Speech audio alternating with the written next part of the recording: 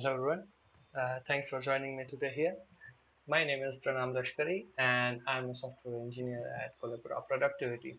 So today I'm going to talk about a feature I have worked on. This feature gives more control to integrators to decide uh, which user should get access to which features. There are multiple ways of doing it. One of them is called feature restriction and the other one is called feature locking. So let's see what these both are, how to configure them, and at the end I'll show a little demo of how both of this works. So first, what is feature restriction? So whenever you restrict a feature, it will be completely gone for that particular user. So all the buttons in the UI will be hidden, shortcuts will be disabled. So user may think that this particular feature does not exist at all in this particular environment. On the other hand, what is feature locking? So when something is locked, it can be unlocked.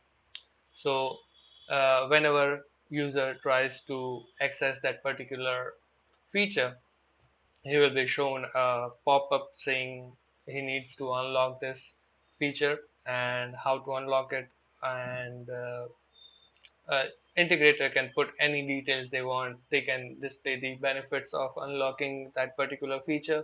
So whenever a feature is locked, it will be displayed in the UI, but there will be some other elements which may indicate that this particular feature is locked. So this comes in handy whenever an integrator provides a free version or trial version where he does not want to enable and give access to all the features to all the users.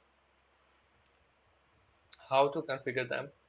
So to configure them, WOP client needs to send two fields, is user logged and is user restricted in the check file info. This value needs to be boolean, and a user can either be one of this, none of this, or any one of it, and it will work. So in case if there is a feature which is both restricted and locked, and there is a user which is restricted and locked, user restriction will take precedence here, and that particular feature will be hidden. All the other details about which features to disable and description in the pop-up and such stuff can be found in coolwsd.xml file, where all the other configurations takes place. So I think that's it for the slides. It's time to get our hands dirty. So I have here this feature lock. You can see here all the fields. Pop-up can be in multi-language. You can provide also the uh, also a translation for all the languages. So and another thing is that a user can be read only to when he is logged. So all the features will be logged for him, and he'll only have the read only access to it. So for the sake of demo, I'll be locking just one feature, which is bold, and on the other hand, I'll be restricting one feature, which is italic. So let's see how it works. Let me start the server. And another thing I would like to note is that this locking and restriction both takes place at the UI side, uh, on the client side, and also at the server side. So just in case if someone tries to do some JS injection or something like that, server will take care of it, and features still will be logged and disabled for that particular user. So let's see how it works.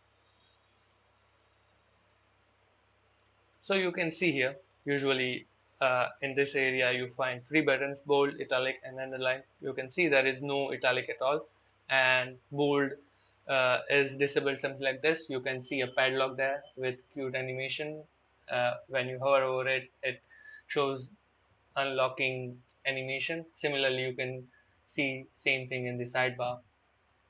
So even if I press this button, you will be shown this kind of pop-up where you can put any detail or image you want, and unlocking it, you can land them on any page you want. Same thing happens with the shortcut. If I press Ctrl B, pop-up will be displayed. So that is, and on the other hand, if I press Ctrl I, nothing happens because italic is restricted. On the other hand, um, let's say a user is, there are two users, one of them is logged or restricted, and another one who has full access to it, and they are trying to access the same document. In this case, as you can see here, this user is a normal user which has access to everything. So he can do bold and italic, whatever he wants, but this user which has all the restriction will not be able to do it.